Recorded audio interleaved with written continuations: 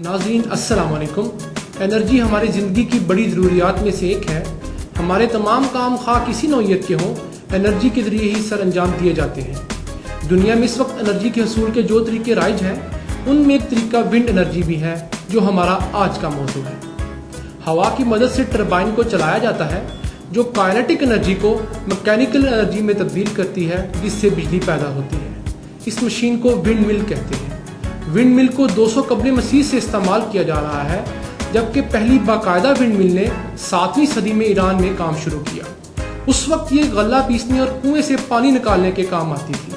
जदीद wind mill से एक ही मुकाम पर कई विंड मिल्स लगाकर बड़े पैमाने पर बिजली पैदा की जाती है, जिसे विंड मिल फार्म कहते हैं।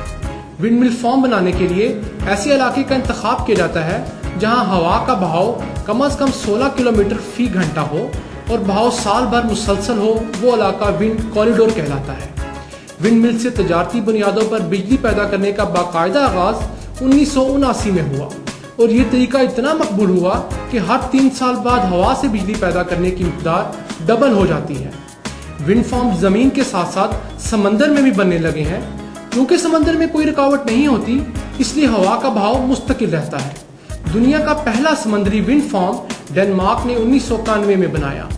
इस वक्त दुनिया में 121 गीगावाट बिजली हवा से पैदा की जा रही है, जो कि दुनिया की कुल पैदावार का 1.5% है। दुनिया के बड़े ममालिक इस तरीके से बिजली पैदा करने में एक दूसरे पर सबकत हासिल करने के लिए बड़े बड़े मंसूबे बना रहे हैं। इस वक्त सबसे ज्यादा बिजली पैदा करने वाले ममालिक में अमेरिका 25,170 मेगावाट के साथ सरे फहरिस्त, जर्मनी 23,903 मेगावाट के साथ दूसरे नंबर पर, स्पेन 16,704 मेगावाट के साथ तीसरे, चीन 12,210 मेगावाट के साथ चौथे और इंडिया 9,587 मेगावाट के साथ 5वें मुकाम पर है। विंड मिल का खंभा 200 से 300 फुट लंबा होता है, जिस पर एक पंखा और टरबाइन नस्ब होती है। पंखे के 3 पर होते हैं, जिनकी लंबाई 65 से 135 फुट होती है। परों के घूमने की औसत रफ्तार 10 से 22 रेवोल्यूशन पर मिनट होती है। एक विंड मिल एक साल में 363 दिन काम करती है और 2 दिन चेकिंग के लिए रोकी जाती है।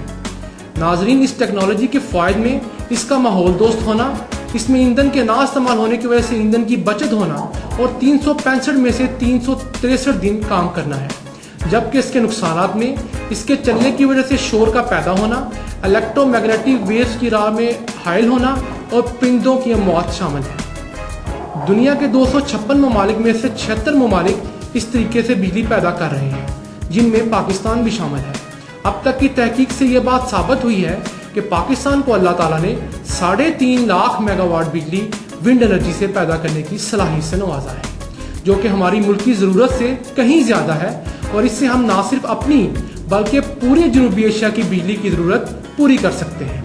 पाकिस्तान अपनी बिजली की ज़रूरत कुछ इस तनासिब से इन ज़राए से पूरी कर रहा है। थर्मल 65%, हाइडल 33% और न्यूक्लियर 2%। यहाँ ये अम्र खुश आइंद है कि हमने बहसियत कौम ताखीर से ही सही, लेकिन इस मैदान में कदम रख दिया है और हुकूमत ने विंड एनर्जी के मुख्तलिफ मंसूबे शुरू कर दिए हैं, जिनमें कलर कहार के मुकाम पर तजर्बाती बुनियादों पर 40 किलोवाट की माइक्रो विंड टरबाइन की तनसीब शामिल है, जहां पर 100 मेगावाट का विंड फार्म बनाया जाना है।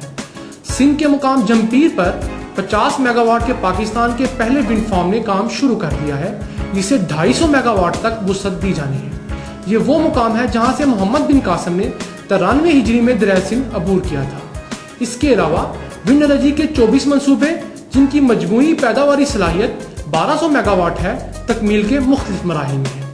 हुकूमत पाकिस्तान ने 2010 तक 700 मेगावाट और 2030 तक 9700 मेगावाट बिजली विंड एनर्जी से हासिल करने का हदफ मुकर्रर कर रखा है। हुकूमत पाकिस्तान को चाहिए कि वो इन्वेस्टर्स को राग़िब करने के लिए दफ्तरी महकमाना पेचीदगियों और करप्शन को खत्म करे और वन विंडो ऑपरेशन का आगाज करे, जिससे न सिर्फ बैरूनी सरमाकारी में इजाफा होगा, बल्कि बिजली का बहरान भी खत्म होगा।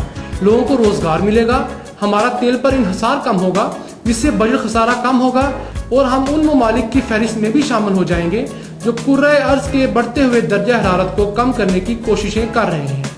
हम बिजली एक्सपोर्ट करके कसीर ज़रे मुबादला भी कमा सकते हैं। शुक्रिया।